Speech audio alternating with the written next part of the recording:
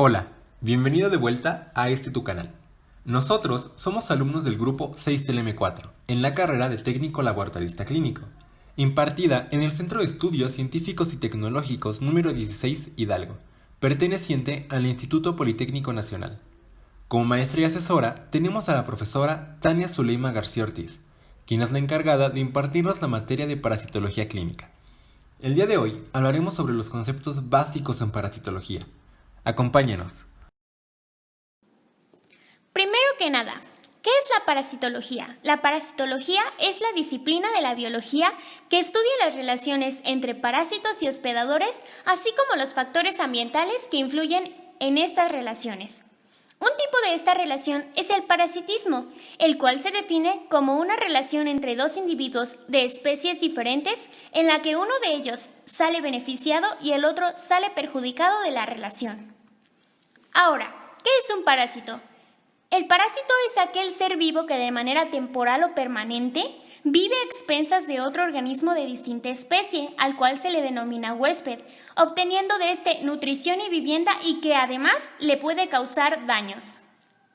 El huésped es el organismo vivo, planta o animal que tiene, recibe o proporciona condiciones de subsistencia para un parásito, como puede ser alimento, estímulo hormonal, estímulo de crecimiento o simplemente protección. Y cuando hablamos del hospedero, es aquella persona o animal vivo que en circunstancias naturales permite la subsistencia o el alojamiento de un agente causal de alguna enfermedad. Es considerada como cualquier estado donde haya un deterioro de la salud del organismo humano. Implica un debilitamiento del sistema natural de defensa del organismo o de aquellos que regulan el medio interno. Es causado por un agente infectante, el cual se define como toda aquella entidad biológica, virus o bacteria, capaz de producir una enfermedad infecciosa en un huésped sensiblemente predispuesto. Muchas personas, para evitar esta enfermedad, hacen una profilaxis.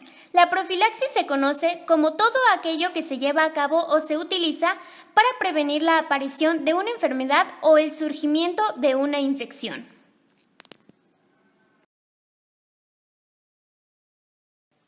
Ahora hablaremos sobre los tipos de parásitos que existen de acuerdo a su lugar de alojamiento. Número 1. Los endoparásitos. Son parásitos que viven nada más y nada menos que en el interior de su huésped. Número 2. Enteroparásitos. Los enteroparásitos son aquellos parásitos que podemos encontrar en el intestino del huésped, los cuales pueden ser protozoos o helmintos. Y número 3. Ectoparásitos. Son aquellos que viven en la parte externa de su hospedante. Son numerosos y se alimentan de la sangre y queratina de la piel. Para diferenciar a estos parásitos y además clasificarlos, cumplen con ciertas características que los definen a cada uno. Número 1. Morfología. En biología, la morfología se ocupa del estudio de las formas y estructuras que constituyen a los seres vivos en general, como células, bacterias, virus, vegetales, hongos o animales y en este caso, parásitos. Número 2. Su ciclo de vida biológico. Un ciclo de vida biológico es un conjunto de fenómenos o cambios que experimenta un organismo hasta el punto de partida, reproducción, donde comienza una nueva serie de cambios. Y número 3. Microhábitat. Es la parte más pequeña de un ecosistema que contiene una flora y una fauna distintiva. Normalmente, las condiciones de este microhábitat difieren de las del alrededor, lo que condicionan la presencia de estas especies. Y reservorio. Se le llama así a las especies humanas, animales o vegetales, suelos, material orgánico que contengan parásitos u otros microorganismos que puedan vivir o multiplicarse en ellos y son fuente de infección para un hospedero susceptible. Ahora, ¿qué es un vector? Se le llama así a un mecanismo, generalmente un organismo, que transmite un agente infeccioso desde los individuos afectados a otros que aún no portan este agente. Zoonosis. Se define como aquellas enfermedades infecciosas que se transmiten de forma natural de los animales a los seres humanos. Muy bien, ahora vamos a hablar sobre las fuentes de exposición a la infección parasitaria. Número 1. Consumo de agua contaminada. Existe contagio por consumo de agua no tratada con la que se puede contraer enfermedades como la amebiasis. Número 2. Consumo de carne cruda o poco cocinada. Puede ser de mamíferos, aves, reptiles o anfibios. Número 3. Consumo de pescado crudo o poco cocinado. Número 4. Consumo de vegetales crudos o mal lavados. Número 5. Consumo de lácteos no pasteurizados. Algunos lácteos, al estar contaminados, pueden transmitirnos al consumirlos toxoplasmosis, al igual que el consumo de huevos crudos o poco cocinados. Número 6. Picadores de artrópodos. Pueden ser de mosquitos, tábanos, garrapatas, moscas, chinches, triatominos. Número 8. Contacto sexual. El contacto sexual es un factor clave de contagio de la tricomona vaginales principalmente. Número 9. Vía transplacentaria. Es la que transmite la madre al feto durante el embarazo, como puede ser toxoplasmosis. Número 10. Contacto con tierra. Otro modo de infección puede darse al andar descalzo o estar en contacto directo con el suelo o la tierra. Número 11. Contacto con agua dulce. Bañarse en ríos o en lagos es una vía de transmisión recurrente para este tipo de enfermedades. Ahora hablaremos sobre las vías de entrada al cuerpo, las cuales pueden ser 4. 1. Vía respiratoria, desde nariz hasta pulmones. Número 2. Vía dérmica, el contacto con la piel. Número 3. Vía digestiva, desde boca hasta ano. Y número 4. Vía parenteral, que puede ser ingreso de microorganismos a través de laceraciones, heridas o llagas. Por otro lado, el material biológico hace referencia a tejidos, fluidos, heces, células, proteínas propias de seres humanos, animales o plantas. Y el material infeccioso son aquellas sustancias u objetos respecto a las cuales se sabe que contienen agentes patógenos como microorganismos. Pueden ser bacterias, virus, parásitos, hongos que pueden causar enfermedades en animales o en seres humanos. Por último, hablaremos sobre epidemiología. La epidemiología es el estudio de la distribución y los determinantes de estados o eventos relacionados con la salud y la aplicación de estos estudios al control de enfermedades y a otros problemas de salud. ¿Qué es una epidemia? Una epidemia es el aumento extraordinario del número de casos de una enfermedad infecciosa que ya existe en una región o población determinada. En cambio, la endemia es la prevalencia habitual de una enfermedad o un agente infeccioso en una determinada zona geográfica o un grupo de población. Y por último, pandemia. De acuerdo con la Organización Mundial de la Salud, se le llama pandemia a la propagación mundial de una nueva enfermedad. Ahora hablemos de relaciones, comenzando por el mutualismo. Esta es una relación simbiótica en la que ambas partes se benefician. Se presenta de dos formas. La primera, mutualismo facultativo. Esto significa que ambas especies pueden vivir uno sin el otro. Y mutualismo obligado, en la que ambas especies necesitan permanecer asociadas para vivir. El comensalismo.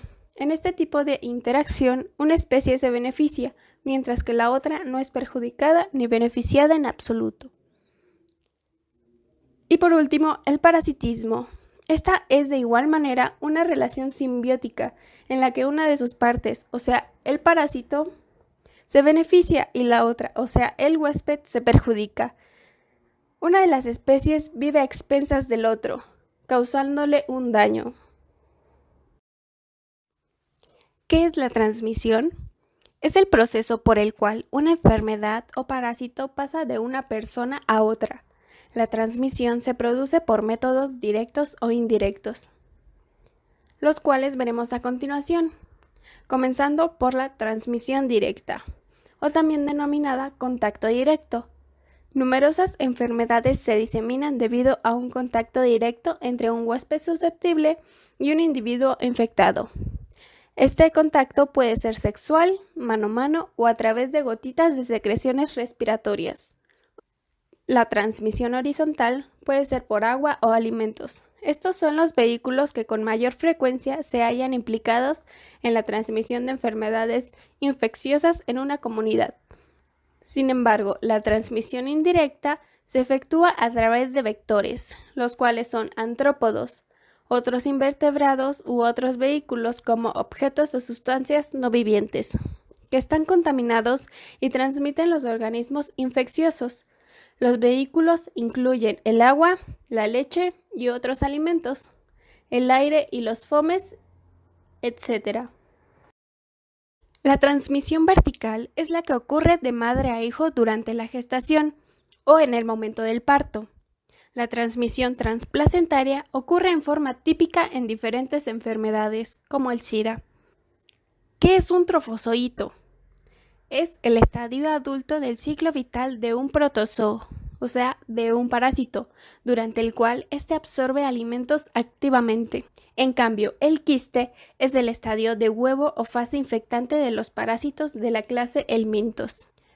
Un transmisor puede ser de distintos tipos: mecánico, biológico desarrollativo o biológico reproductivo. Y estos se encargan de transmitir los parásitos de un huésped a otro. Existen diversos tipos de huésped y cada autor los nombra de distintas maneras.